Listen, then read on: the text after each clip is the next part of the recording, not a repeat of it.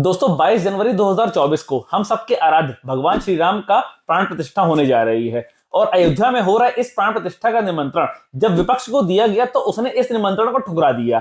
इसके बारे में हम लोगों ने एक बहुत डिटेल वीडियो बनाई है कि उन्होंने इस निमंत्रण को क्यों ठुकराया। अगर आपने वो वीडियो मिस कर दी है तो आप आई बटन पे क्लिक करके उस वीडियो को देख सकते हैं। अब मुझे तो ऐसा लग रहा है कि इनसे क्रोधित होकर भगवान श्री राम स्वयं प्रकट होकर इनको श्राप दे दिया कि ये अंड शंड बोलने लगे हैं और इन्होंने इतना खराब तक बोलने लगे कि प्राण प्रतिष्ठा का निमंत्रण ठुकराना तो एक अलग बात है, लेकिन उसके साथ साथ वो भगवान श्री राम का अपमान करने पर भी आ गए। लेकिन ऐसा ये क्यों कर रहे हैं?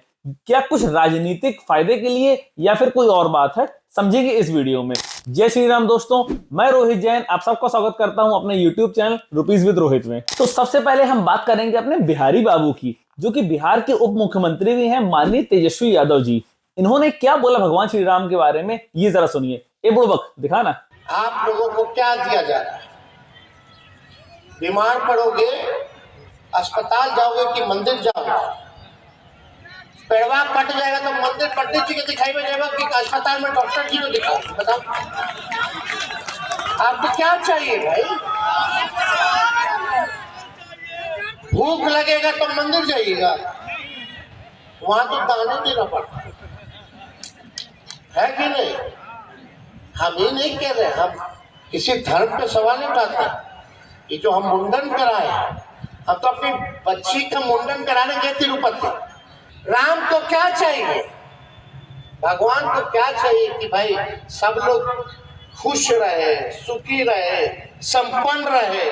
तेजस्वी यादव जी बोलते हैं कि आपका पैर कट जाएगा तो आप मंदिर जाओगे कि हॉस्पिटल जाओगे, इलाज कराने पंडित जी के पास जाओगे कि डॉक्टर के पास जाओगे। यानी कि उनका मेन कहना यह है कि आप जिस पैसे से मंदिर बना रहे हो उस पैसे से आप हॉस्पिटल, स्कूल कुछ और बनाइए। और वो ये भी कह रहे हैं कि अगर भूख आपको लगेगी और अगर आप मंदिर चले जाओगे तो वहां आपसे दान ले लिया जाएगा, तो जो पैसा आपके पास है वो भी खर्च हो जाएगा। तो अगर आपकी मंशा ये है कि मंदिर में जो पैसा लग रहा है वो पैसा बर्बाद हो रहा है, उससे हॉस्पिटल और स्कूल बनाए जा सकते हैं या कॉलेज बनाए जा सकते हैं, तो भाई आप मेरे को एक बात बताओ, आपके पिताजी सालों तक बिहार के मुख्यमंत्री रहे हैं, तब तो उन्होंने राम मंदिर नहीं बनवाया, तो फिर विकास क्यों नहीं हुआ बिहार में? हम सबको पता है कि भाई बिहार की क्या पोजीशन है। पूरे इंडिया में बिहार से लेबर जाती है, क्यों? क्योंकि बिहार में रोजगार ही नहीं है। पूरे इंडिया में सबसे सस्ती लेबर बिहार की है, क्यों? इसलिए क्योंकि वहां पे विकास के नाम पे जीरो है और उनको जो भी पैसा मिलता है वो उनके लिए सफिशिएंट रहता है। उनको ऐसा नहीं है कि हमको इतना पैसा ही चाहिए है। आप कहीं भी चले जाइए जहां पे लेबर वर्क होता हो, आप देखेंगे कि वहां सिर्फ बिहार की लेबर ही काम कर रही है। तो भाई जब आपका ही परिवार पूरे बिहार को सालों से संभालता रहा है, अब आप प्रदेश के उप मुख्यमंत्री भी हो, उसके बाद भी अगर आप ऐसी बात कर रहे हो, आप अपने बिहार में विकास करो ना। बिहार में बनवाओ हॉस्पिटल। बिहार के हॉस्पिटलों की हालत हमको नहीं पता है क्या? अब खैर इस टॉपिक पे मैं नहीं आऊंगा, फिर किसी दिन धोती खोल लूंगा इस टॉपिक पे। लेकिन आज चूंकि बात राम मंदिर की हो रही है और आप भगवान राम का अपमान कर रहे हो कि मंदिर क्यों बना रहे हो, भगवान को क्या चाहिए? भगवान तो चाहते सब सुखी रहे। अरे भाई भगवान चाहते सब सुखी रहे तो हम भक्तजनों का भी तो कोई कर्तव्य बनता है कि हम अपने राम को, अपने भगवान को किसी अच्छी जगह बिठाएं और फिर जहां पे उनका जन्म हुआ है, जिसके लिए लाखों लोगों ने सड़क पे आंदोलन किया है, हजारों लोगों ने गोलियां खाई हैं, उसके बाद हमको कोर्ट से लड़के कितने सालों की लड़ाई के बाद वो जमीन प्राप्त हुई है, तो क्यों ना वहां भगवान राम का भव्य मंदिर बनवाएं। आप अपना पहले बिहार सुधार लो। बिहार की हालत सबको पता है, किसी दिन आऊंगा इस बारे में आपसे बात करूंगा। अरे हाँ, अभी चारा घोटाला तो रह ही गया। अगर चारा घोटाले की बात पे आ जाऊं ना, तो जितना पैसा आपने चारा घोटाले में गायब किया था ना, उतने पैसे में शायद बिहार का विकास हो जाता, कितने हॉस्पिटल बन जाते। आपने अपना महल क्यों बना लिया? अगर भगवान राम जी को महल की जरूरत नहीं है तो आपको महल की क्या जरूरत है? आप तो जन सेवक हो। खैर छोड़ो, फिर किसी दिन बात करेंगे। अब दूसरे नेताजी आते हैं, हमारे उत्तर प्रदेश के पूर्व मुख्यमंत्री अखिलेश यादव जी, जिन्होंने सबसे पहले तो कहा कि मुझे निमंत्रण नहीं दिया गया है। फिर जब निमंत्रण दिया गया तो डाक के द्वारा भेज दिया गया। फिर जब उस पर भी वो नहीं माने तो किसी नेता को उनके घर भेज दिया गया। अब उनका कहना यह है कि कोई छुटभैया नेता के बुलाने पे तो मैं नहीं आऊंगा।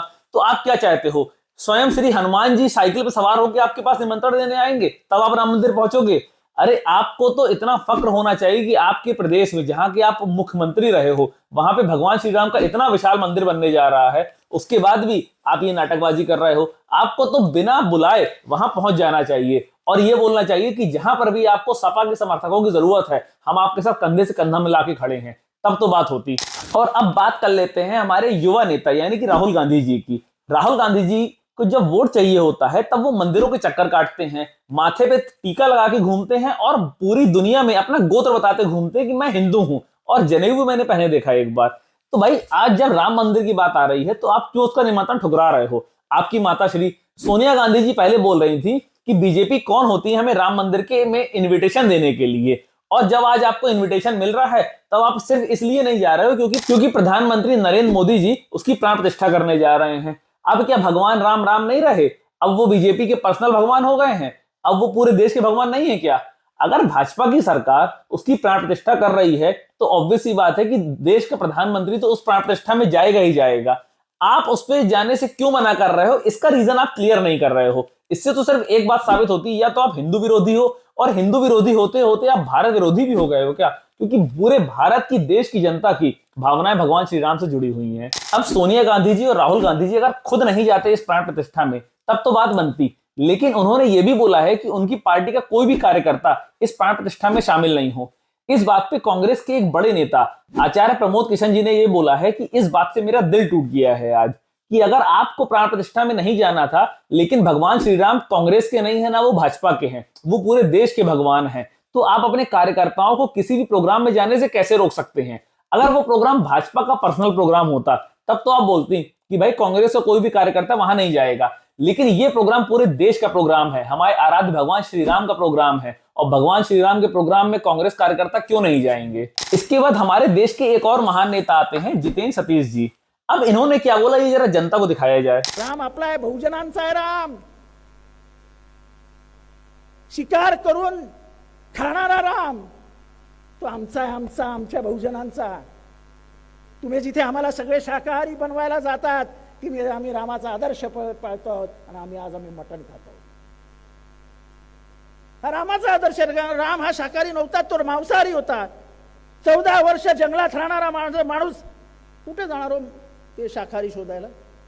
ये तो भगवान श्री राम को ही मांसाहारी बताने लगे हैं। इनका कहना यह है कि भगवान श्री राम तो क्षत्रिय थे और भगवान क्या कंदमूल खाता था? राम क्या कंदमूल खाता था? इस तरह की बातचीत आप कर रहे हो, आपके अंदर संस्कार, अदब, लहजा ये सब कुछ छूट गया है क्या? आप भगवान से इस तरह की बातचीत कर रहे हो, आपको शर्म नहीं आती इस तरह की बातचीत करते हुए? और ये तो हम सबको पता है कि भगवान श्री राम सिर्फ कंदमूल और फल ही खाया करते थे, वो मांसाहारी नहीं थे। अरे भाई, अपनी राजनीति चमकाने के लिए आप भगवान श्री राम को अपशब्द बोल रहे हो, ऐसी कैसी राजनीति है? ऐसी राजनीति करोगे तो भाई जनता किसी लायक नहीं छोड़ेगी। देखिए, यहां तक तो फिर भी सब ठीक था, लेकिन इसके बाद जेडीयू के नेताजी कौशलेंद्र कुमार जी ने तो हद ही कर दी। जरा इनको भी सुनिए आप। क्या दिक्कत है? न्योता की क्या जरूरत है? अच्छा, क्या लग रहा है? वो न्योता क्यों दे रहे हैं? किन्हीं के पिताजी का श्राद्ध है कि किन्हीं के औरत बेटा का ब्याह है? अब बताइए, वो जो न्योता दे रहा है वो बेवकूफ आदमी न्योता दे रहा है। इनको सुनने के बाद तो मुझे तेजस्वी यादव जी की एक बात जरूर याद आ रही है कि बिहार को हॉस्पिटल्स की जरूरत है। जी हाँ, बिल्कुल, आप किसी और के लिए हॉस्पिटल बनवाइए ना बनवाइए, लेकिन इनके लिए एक मेंटल हॉस्पिटल जरूर बनवा दीजिए। ये भगवान श्री राम की प्राण प्रतिष्ठा को किसी के श्राद्ध से कंपेयर कर रहे हैं, बोल रहे हैं किसी के घर की शादी है कि जो कार्ड बांटने जा रहे हैं। अरे भाई, क्या हो गया है आपको? क्या हो गया? आपकी सोच को क्या हो गया है? अब आते हैं भैया ओवैसी जी पे। ओवैसी जी कैसे हैं ये तो हम सबको पता है, लेकिन ओवैसी जी अब तो खुलेआम युवा मुसलमानों को भड़काने पे लगे हुए हैं। जरा पहले इनको सुन लीजिए, फिर मैं बताता हूं आपको। मेरे अजीज दोस्तों और बुजुर्गों और नौजवानों, मस्जिदों को आबाद रखो। नौजवानों, तुमसे मैं कह रहा हूं, हमारी मस्जिद हमने खोदी और वहां पर क्या किया जा रहा है आप देख रहे हैं। नौजवानों, क्या तुम्हारे दिलों में, हमारे दिलों में तकलीफ नहीं होती कि जिस जगह पर हमने 500 साल हय्या अल सलाह और हय्या अल फलाह की सदाएं दी, जहां पर हमने बैठकर कुरान करीम का जिक्र किया, जहां पर हमने बैठकर सलातो सलाम के नजराने पेश किए, आज वो जगह हमारे हाथ में नहीं है। नौजवानों, क्या तुमको नहीं दिख रहा कि अभी ऐसे 3-4 मसाजिद हैं जिसमें दिल्ली की सुनेरी वाली मस्जिद भी है?